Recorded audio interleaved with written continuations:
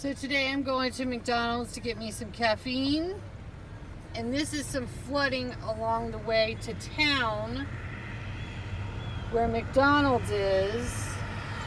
The creek that runs past my grandma's house and down into this area has over flooded her banks.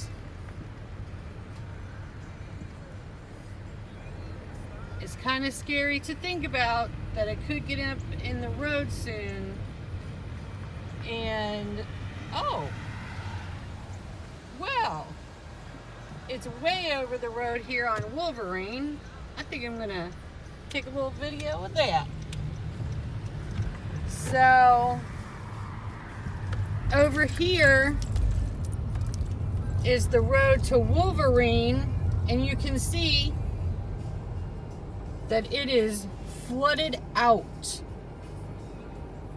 And if you live back that way and you need to come this way, you are definitely not getting out and about today. But this just shows how dangerous the creek banks can be.